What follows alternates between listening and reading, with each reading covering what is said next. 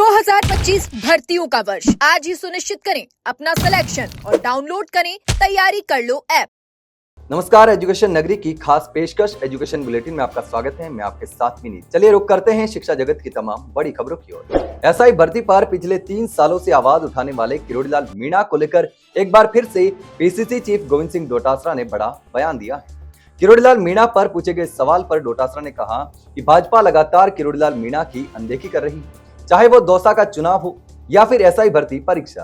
लेकिन मैं किरोड़ीलाल मीणा को अच्छी तरह से जानता हूं। किरोड़ीलाल मीणा वो इंसान है जो टूट जाएगा लेकिन झुकेगा नहीं। इसके साथ ही किरोड़ीलाल मीणा की अनदेखी पर डोटासरा ने कहा कि पर्ची से चल रही सरकार में एक अच्छा और कद्दावर नेता है और उसकी अनदेखी होती है तो दुख होता है। वहीं एसआई भर्ती पर मजबूती से लड़ने के बाद भी भाजपा उनकी आवाज नहीं सुन रही। रीट लेवल 2 रिवाइज परिणाम में 3 विषयों का पिछले दिनों कर्मचारी चयन बोर्ड की ओर से परिणाम जारी किया गया है। बोर्ड की ओर से लेवल 2 में 2 गुना का परिणाम जारी किया गया है, तो वहीं कोर्ट ने साफ कर दिया है कि पुनः उत्तर कुंजी और परिणाम जारी करने के आधार पर पूर्व में लगे हुए अभ्यर्थी बाहर नहीं होंगे।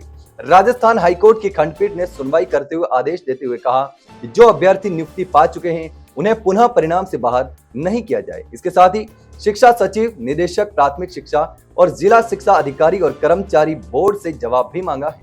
मामले से जुड़े अधिवक्ता राम प्रताप सैनी और हिमांशु जैन ने बताया कि बोर्ड की अंतिम कुंजी के आधार पर नियुक्त हुए हैं तथा 1 वर्ष से अधिक समय से अध्यापक लेवल 2 के पद पर काम कर रहे हैं। बोर्ड पुनः परिणाम जारी कर हटा रहा है, जिस पर हाईकोर्ट ने सुनवाई करते हुए आदेश दिए हैं। राजस्थान हाईकोर्ट एलडीसी भर्ती परीक्षा 2022 में पेपर लीक होने का एक बड़ा खुलासा सामने आया है।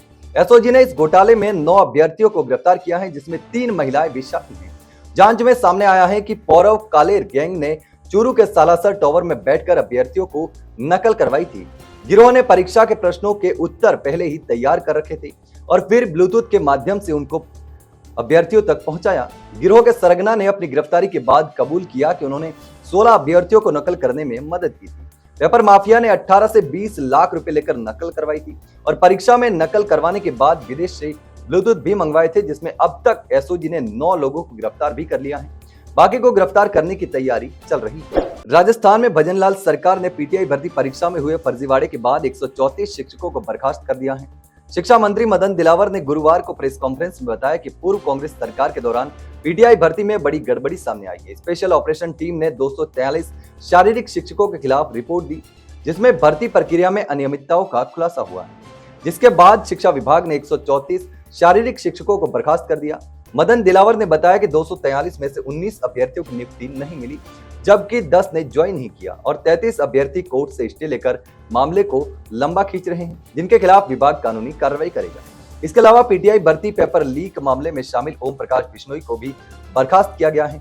शिक्षा विभाग ने 5 कर्मचारियों को बर्खास्त किया है और 30 को निलंबित किया है। इसके अलावा 47 अन्य पर विधिक कार्रवाई जारी है। इस पूरी कार्रवाई से यह साफ हो गया है कि सरकार फर्जीवाड़े के खिलाफ कड़ी कार्रवाई कर रही है। चतुर्थ श्रेणी कर्मचारी भर्ती में राजस्थान जीके के वेटेज को बढ़ाने की मांग लगातार उठाई जा रही है, लेकिन सरकार की ओर से कोई ध्यान नहीं दिए जाने के चलते प्रदेश के लाखों युवा बेरोजगारों में आक्रोश है। युवा हर स्तर पर अपनी आवाज सरकार तक पहुंचाने के प्रयास कर रहे हैं, लेकिन सरकार राजस्थान जीके पर लगातार चुप्पी साधे बैठी है। तो वहीं अब प्रदेश के युवा विपक्ष का रुख करते हुए नजर आ रहे हैं। 31 जनवरी को शुरू होने जा रही विधानसभा सत्र में अब विपक्ष द्वारा युवाओं की आवाज उठाने की मांग कर रहे हैं।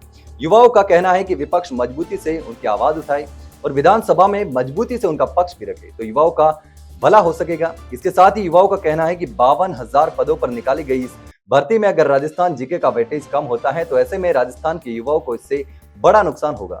तो यह थी शिक्षा जगत की तमाम बड़ी खबरें। कल फिर आपके साथ रूबरू होंगे, तब तक के लिए नमस्कार।